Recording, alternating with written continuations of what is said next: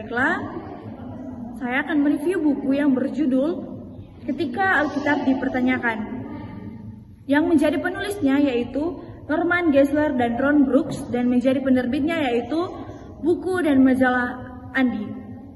Di sini, buku ini memiliki ketebalan 363 halaman. Nah, mari kita menyaksikan apa sih isi dari buku ini. Nah, pada buku ini membahas tentang pertanyaan tentang Allah, yang dimana mencakup tentang sifat-sifatnya, seperti kemahakudusan dan kemahakuasaan, serta masalah kejahatan dan penderitaannya.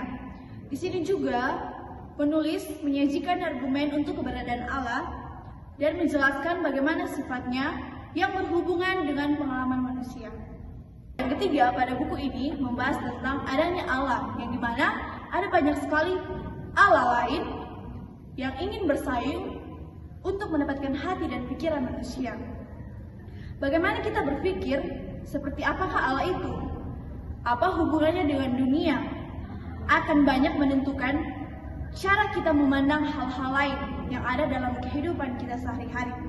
Ditulis oleh Norman Geisler dan Ron Brooks, membahas tentang mujizat, karakteristik, dan tujuan dalam konteks Alkitab, yang dimana penulis mendiskusikan berbagai mujizat yang dilakukan oleh Yesus dan para rasul, serta kritik skeptis terhadap keaslihan mujizat. Norman Geisler dan Ron Brooks membahas tentang bagaimana banyak orang yang hanya mendengar bahwa ada problem tentang Alkitab, tetapi tidak pernah memeriksa buktinya yang nyata.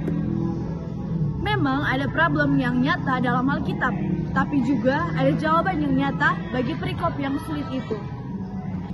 Nah, selanjutnya pada membahas tentang bukti historis dan bahwa Yesus bukan hanya hidup, melainkan Ia adalah Allah yang bisa menjadi manusia. Yang dimana dokumen perjanjian baru secara historis merupakan bukti yang bisa kita andalkan bersama. Bukti historis perjanjian baru menunjukkan bahwa Yesus menyatakan diri sebagai Allah dan meneguhkan pernyataan itu dengan tanda-tanda mujizat yang Dia lakukan.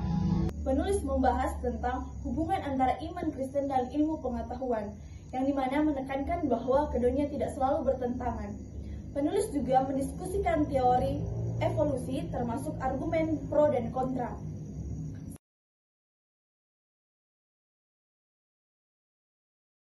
Menawarkan analisis mendalam tentang berbagai isu teologi dan interpretatif yang sering dihadapi dalam konteks iman Kristen, dengan membahas topik seperti mujizat, moralitas, kebenaran, dan interaksi antara iman dan ilmu pengetahuan.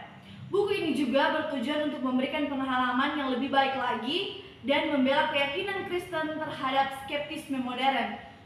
Melalui argumen yang sistematis dan relatif alkitabiah, penulis mendorong pembaca untuk mempertahankan keyakinan mereka dengan landasan yang kuat dan menghadapi tantangan.